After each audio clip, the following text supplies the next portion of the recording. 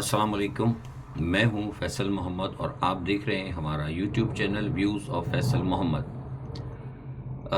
پاکستان کے اندر صورتحال جو ہے بدستور خراب ہے، لیکن کچھ صورتحال میں تبدیلی آ رہی ہے۔ اسی طرح کچھ بین الاقوامی حالات بھی تبدیلی کی طرف جا رہے ہیں۔ اس پر آج ہم اپنا تجزیہ دیں گے، بلکہ حقیقتاً اس میں کچھ ہم اشارے دینے کی کوشش کریں گے۔ آپ سے گزارش ہے کہ آپ نے اب تک اگر ہمارے چینل کو سبسکرائب نہیں کیا تو براہ کرم سے سبسکرائب کریں اور اسے شیئر کریں تاکہ آپ کو زیادہ سے زیادہ بہترین معلومات مل سکے۔ کل اپنی کچھ عالمی مصروفیات کی وجہ سے میں ویلاگ نہیں کر سکا تھا، لیکن کل ایک جو خاص بات تھی وہ سرمایہ کاری کی ایک اپیکس کمیٹی کا اجلاس تھا۔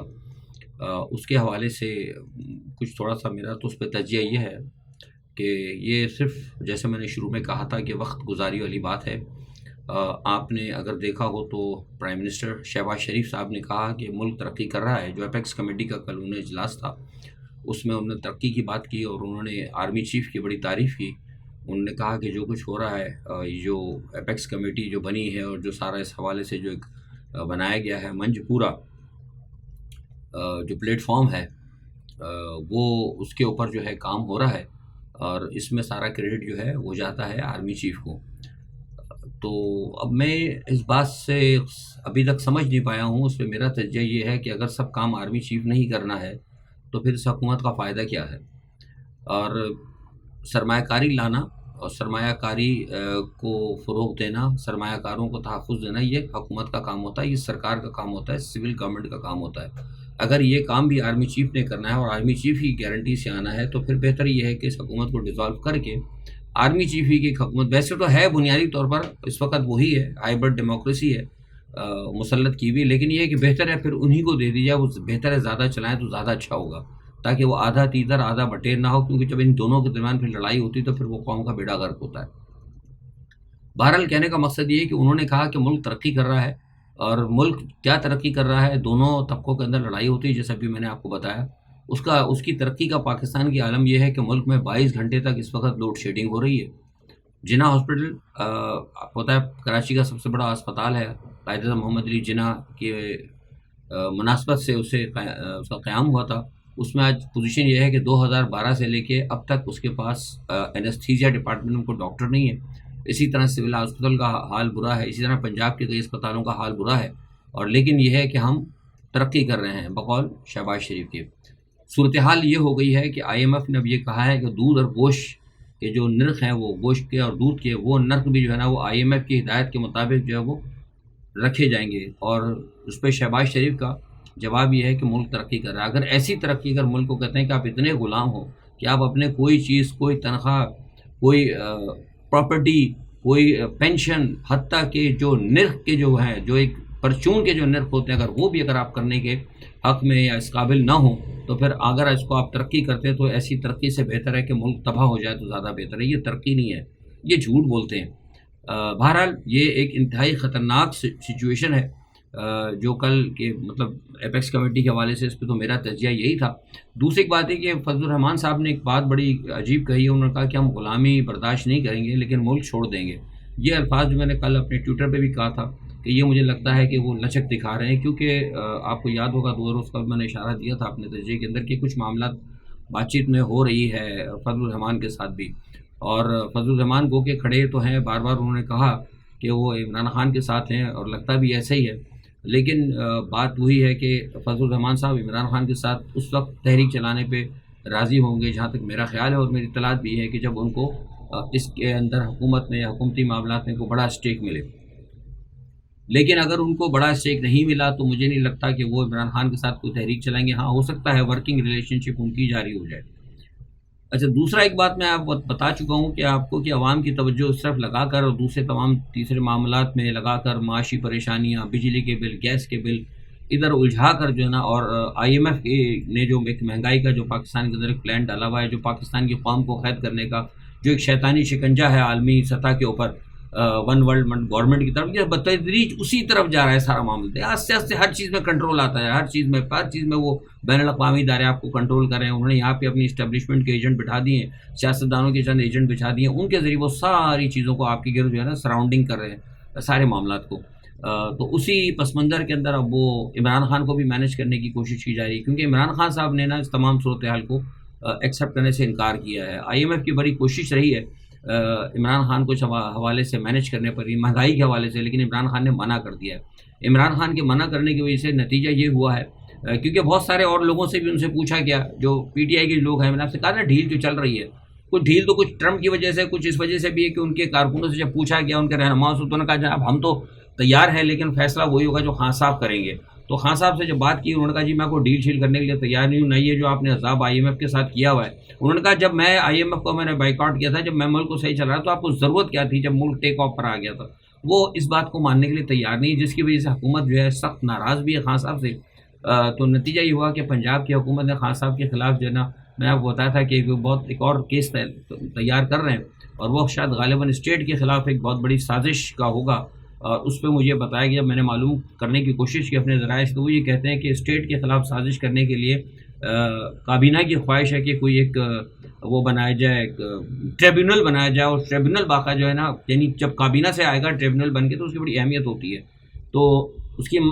اسمبلیوں سے منظوری بھی لی جائے گی، ہو سکتا ہے فیڈرل گورنمنٹ سے بھی اس کی منظوری لی جائے. اس کے بعد عمران خان پر ریاست کے خلاف سازش کرنے کا جو کیس بنایا جائے گا، کیونکہ باقی تمام کیسز تو آپ پتہ اڑتے جا رہے ہیں، وہ سارے کیسز جھوٹے ہیں سارے.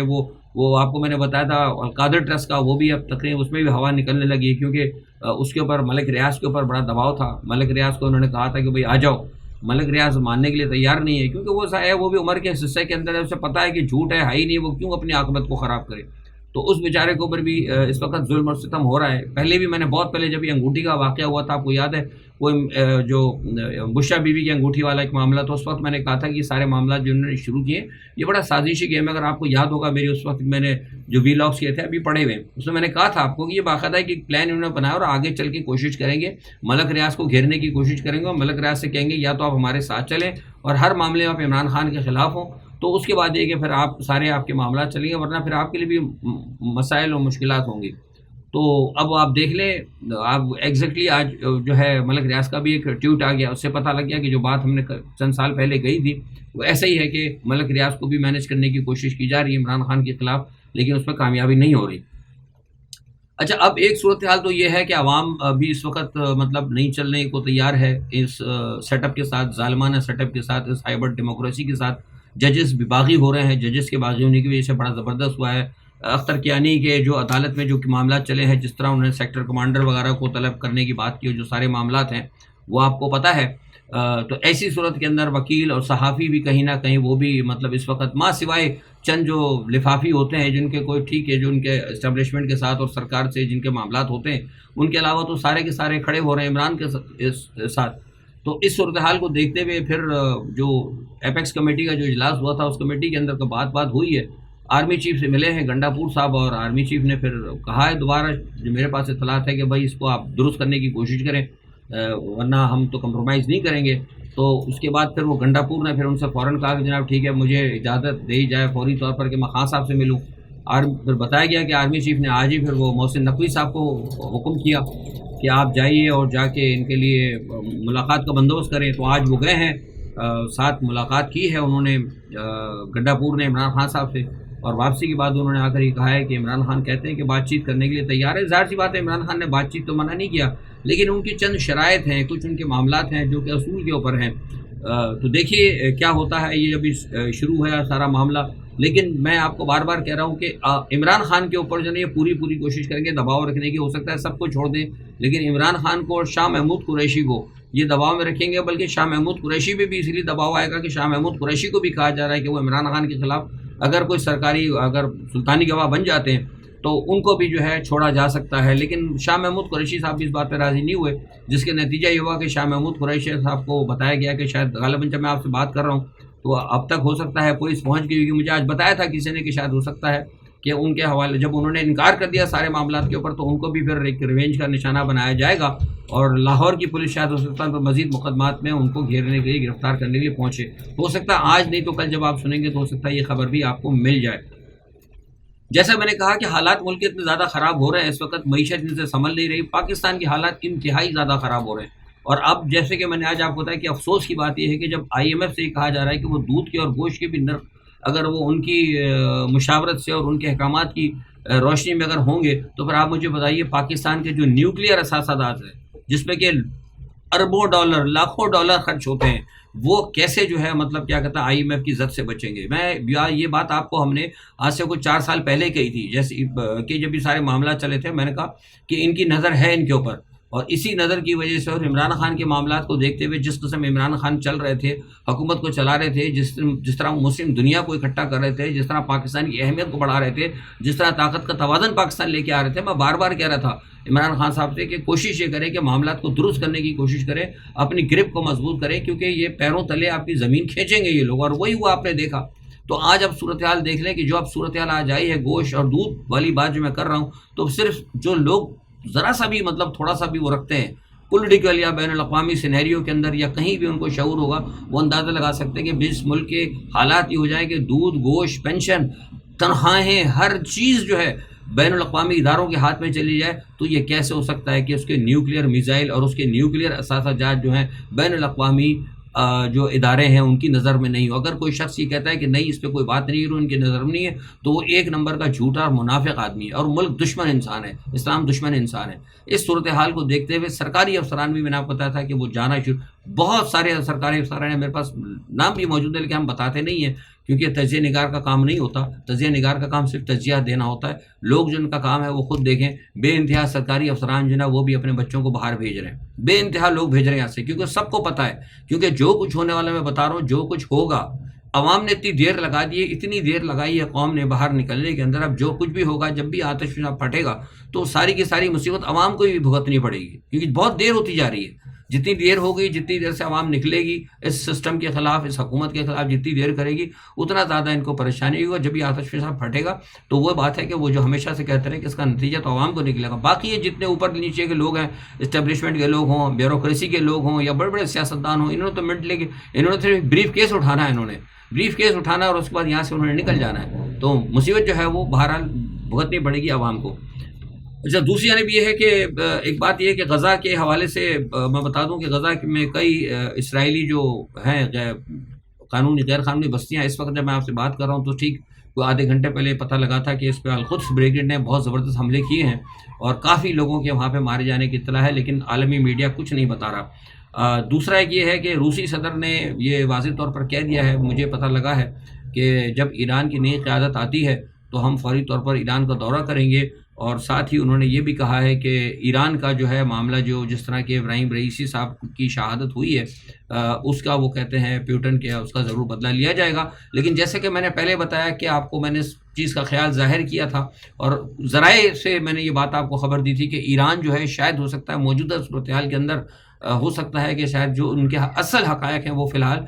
اس کو ظاہر نہیں کرے گا اور اسے ایک ٹیکنیکل یا کوئی حادثہ قرار دے کر فی الحال اس سے تھوڑی سی نظر ثانی کی جائے گی. لیکن